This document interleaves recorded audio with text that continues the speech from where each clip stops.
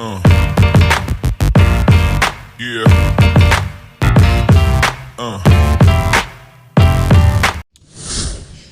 Yo, so I found the risers at Target. They had these small ones, and then they have the larger ones, but they have the black tips and the white tips. And because my furniture is a little bit darker than this, I decided, let's just paint it the metallic gold. This is acrylic paint that I got from Target as well. And these brushes, they were like $3.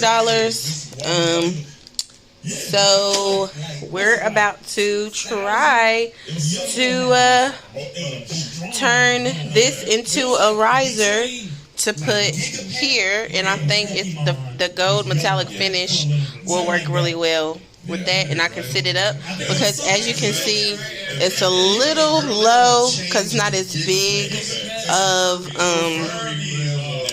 as big of a lamp as my older one, so they don't sit up high enough. So let's try it. Alright, y'all, so here I am getting everything ready. I've got my riser, as you can see, which, like I mentioned, this is the smaller one. They did have one that was probably about 2 or 3 inches taller. Both still come with the white wrapped around the base, or wrapped around the base is the white color. So here I am struggling trying to get the foam brush bag open, but I eventually get it.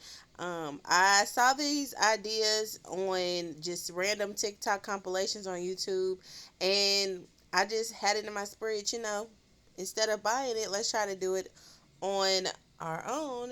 And I really like how it turned out. It didn't take long at all for it to dry. These brushes, I'm just showing you the different sizes. They have very wide ones, they have some smaller wide ones, and then they have the smaller kind of rectangle shape. Can't really see. Yeah, just bear with me, it gets better. So I'm showing you the gold metallic Mondo Llama paint, acrylic paint from Target that I purchased. That was $2.25, and the brushes were $3, I believe. So here I am trying to get a good view. But anyways, let's get into this paint. So I didn't pour it out on to the newspaper like I thought I would, because I didn't want to make a really big mess. So as you see, I changed my mind, flipped the camera, and decided to just pour just a little bit because it's really thick. So I poured just a little onto the top and began painting.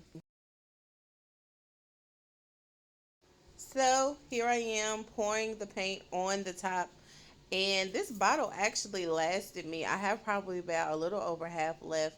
I didn't really need that much because, of course, the thing that I'm painting isn't extremely big. So I'm just smoothing it out, trying to figure out which direction to go into because I don't want it to look very streaky once it dries. And which I forgot. I used to use these brushes all the time with my grandmother when we would do crafts with her.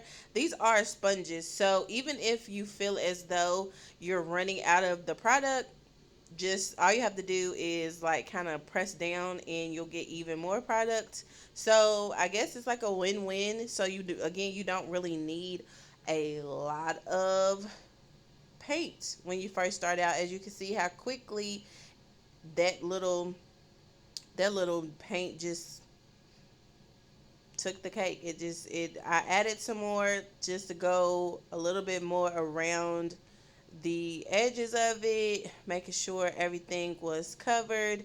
And you'll see that I'm like starting to realize, like, oh my gosh, it's a sponge, duh.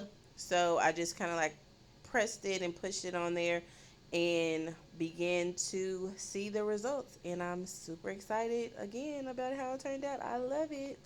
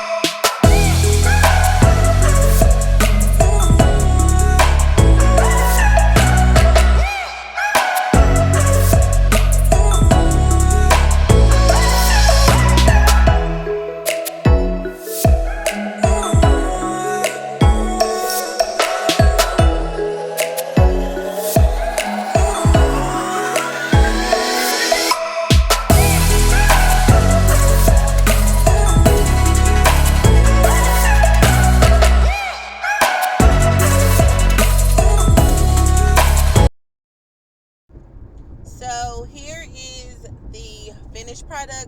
I didn't feel like showing you all me painting the second one because it's pretty much the same. I used two coats for both of them. Here they are in a better light. You'll see that it turned out really well. It says to let them dry like between an hour and then 24 hours before painting again. But I guess it depends on what you're actually painting. I waited about, I'll say, 30 minutes to an hour before I put them underneath the lamp, and it turned out like this. And I'm so excited. I'm so excited. I cannot wait for all this living room restoration or reconstruction to go on. I love it. I love it. As you can see, it matches pretty well with my new lamp. So that was my try at the DIY. How did I do? Let me know in the comments. Peace.